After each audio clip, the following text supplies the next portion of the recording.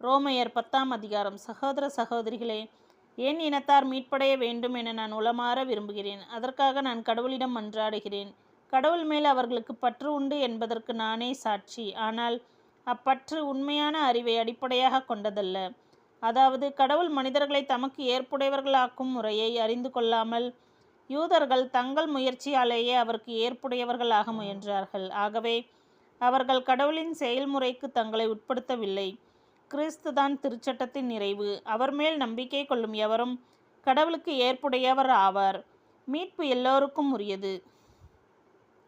திருச்சட்டத்தின் வழியாய் கடவுளுக்கு ஏற்புடையவர் ஆவதல் பற்றி நியமங்களையும் ஆணைகளையும் கடைபிடிப்போர் அவற்றால் வாழ்வு பெறுவர் என்று மோசே எழுதியுள்ளார். ஆனால் நம்பிக்கை வழியாய் கடவுளுக்கு ஏற்புடையவர் ஆதல் பற்றி கிறிஸ்துவை கீழே கொண்டு வருமாறு விண்ணகத்திற்கு போகிறவர் யார் என்றும் இறந்த கிறிஸ்துவை உயிர்த்தெழச் செய்து கொண்டு வருமாறு கடல்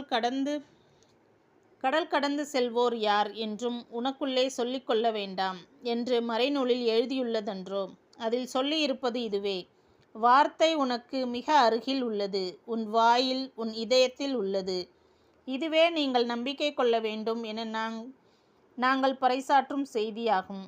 ஏனெனில் இயேசு ஆண்டவர் என் வாயார அறிக்கையிட்டு இறந்த அவரை கடவுள் உயிர்த்தெழச் செய்தார் என நீங்கள் உள்ளூர நம்பினால் மீட்பு பெறுவீர்கள். இவ்வாறு உள்ளூர நம்புவோர் கடவுளுக்கு ஏற்புடையவர் ஆவர். வாயார அறிக்கையிடுவோர் மீட்பு பெறுவர். ஏனெனில் அவர் மீது நம்பிக்கை கொண்டோர் வெட்கத்திற்கு உள்ளாக மாட்டார் என்பது மறைநூல் கூற்று. இதில் யூதர் என்றோ கிரேக்கர் என்றோ வேறுபாடில்லை. அனைவருக்கும் ஆண்டவர் ஒருவரே. அவரை நோக்கி மன்றாடும் யாவருக்கும் அவர் அளவற்ற நன்மைகளை பொழிகிறார். ஆண்டவரின் திருப்பெயரை அறிக்கையிட்டு மன்றாடுகிறவர் எவரும் மீட்பு பெறுவர் என்று எழுதியுள்ளது அல்லவா? ஆனால் அவர் மீது நம்பிக்கை கொண்டிருந்தாலன்றி அவர்கள் எவ்வாறு அவரை நோக்கி மன்றாடுவார்கள்? தாங்கள் கேள்வியுறாத ஒருவர் மீது எவ்வாறு நம்பிக்கை கொள்வார்கள்? அறிவிக்கப்படாத ஒன்று பற்றி அவர்கள் எவ்வாறு கேள்வியுறுவார்கள்? அனுப்பப்படாமல் அவர்கள் எவ்வாறு அறிவிப்பார்கள்? இதை பற்றியே நற்செய்தி அறிவிப்போரின் பாதங்கள் எத்துணை அழகாயிருக்கின்றன என்று மறைநூலில் எழுதியுள்ளது. ஆயினும் எல்லோருமே நற்செய்தியை ஏற்றுக்கொள்ளவில்லை. இதை குறித்தே ஏசாயா, ஆண்டவரே, நாங்கள் அறிவித்ததை நம்பியவர் யார் என்று முறையிடுகிறார்.